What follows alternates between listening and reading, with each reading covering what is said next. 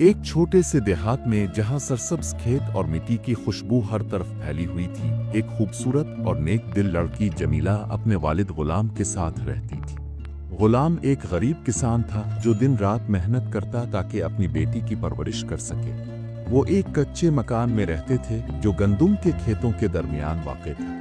देहात की रिवायती मुआशरत में मर्दों को हाकिमियत हासिल थी और औरतों को ताबे रहने की तलकीन की जाती थी, मगर जमीला की खूबसूरती और जहानत ने इस निज़ाम को चैलेंज करने की ठान ली थी। एक दिन देहात के जालिम और दौलतमंद जमींदार की नज़र जमीला पर पड़ी। वो इसके हुस्न का दीवाना हो गया और फैसला कर लिया कि वो इसे अपनी बीवी बनाकर ही रहेगा।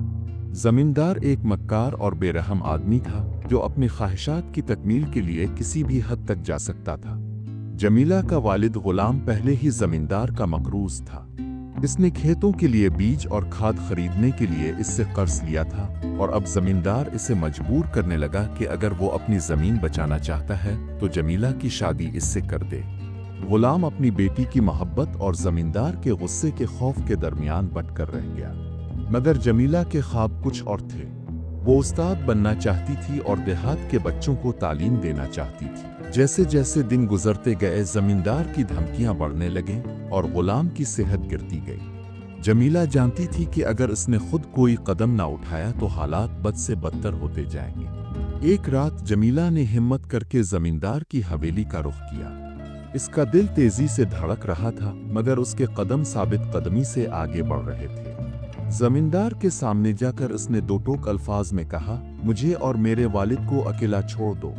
जमींदार हैरान रह गया कि एक गरीब लड़की में इतनी जुर्रत कैसे आ गई। तुम एक मामूली और नादान लड़की हो, तुम्हें वही करना होगा जो मैं कहूँगा, वरना इसके संगीन नताइज भुगतने के लिए तैयार रहो। जमीला की आंखों में चमक पैदा हुई और वो मजबूती से बोली, मैं कभी भी तुमसे शादी नहीं करूंगी, मैं किसी की जागीर नहीं।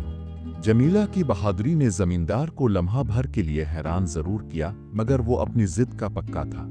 गुलाम पर दबाव बढ़ता गया, यहाँ तक कि मजबूर होकर इसे अपनी बेटी का हाथ जमींदार के हाथ में देना पड़ा। जमीला ने बहुत मुखालफत की, मगर अपने बीमार वालिद की खातिर खामोशी इख्तियार कर ली और हवेली की दहलीज पार कर गई। जमींदार की हवेली शान और शौकत से भरी थी, मगर जमीला के लिए ये एक कैद से कम ना थी।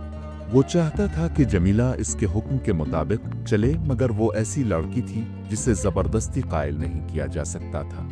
इसने जुल्म के जवाब में नरमी, गुस्से के बदले खामोशी और गुरूर के आगे मोहब्बत रख दी। जमींदार ने हमेशा ताकत और खौफ के साए में जिंदगी गुजारी थी, मगर जमीला की बेलोस मोहब्बत ने इसे बदलना शुरू कर दिया।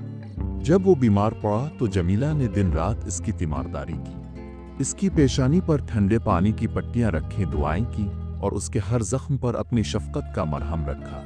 पहली बार जमींदार ने जमीला की आंखों में देखा तो वहां खौफ के बजाय मोहब्बत झलक रही थी। यही मोहब्बत इसके दिल की सख्ती पिघला गई। इसने गुलाम का कर्ज मुआफ कर दिया, जुल्म से तौबा की और अपनी दौलत गरीबों में बांट दी। कुछ सालों बाद वही जमींदार जो कभी जुल्म और जबर की अलामत था, देहात का सबसे हमदर्द रहनुमा बन चुका था। जमीला ने एक मदरसा कायम किया जहां गांव की लड़कियों को तालीम दी जाती और उसका सबसे बड़ा हामी खुद जमींदार था। ये साबित हो चुका था, मोहब्बत और सब्र सबसे बड़ी ताकत है।